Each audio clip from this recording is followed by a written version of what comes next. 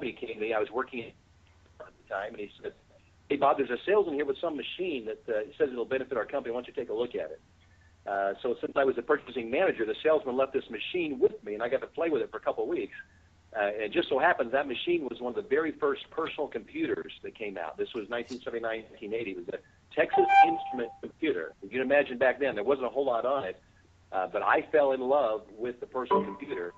And I went back to school and added to my my education computer science, and went into the technology field in the 80s, working with Ross Perot and electronic data systems engineer, and then through the 90s, working with Bill Gates' company, Microsoft, for 5 years, architecting distributed processing systems.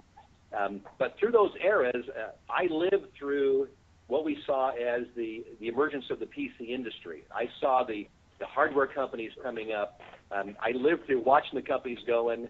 As I sit and watch the History Channel now on the PC industry, I can think back of, as I'm listening to these people, I'm thinking, I know these individuals. You know, I talk to these individuals. I met these individuals. I've been in meetings several times with Bill Gates.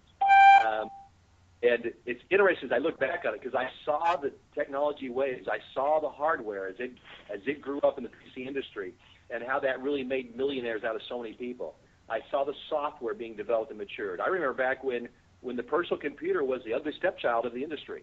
You know, people would laugh that you were a PC programmer. That changed really quickly in the 1990s. All of a sudden, we started having dependable operating systems on a personal computer that we could start building networked distributed processing systems.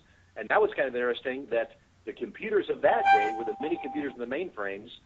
Mainframes are still around, of course, but the mini computers, they're pretty much gone. When you talk about the DEC computers, the Wang computers, those are all mini computers that ran corporations. Nowadays, those are all run by personal computers, networks of personal computers that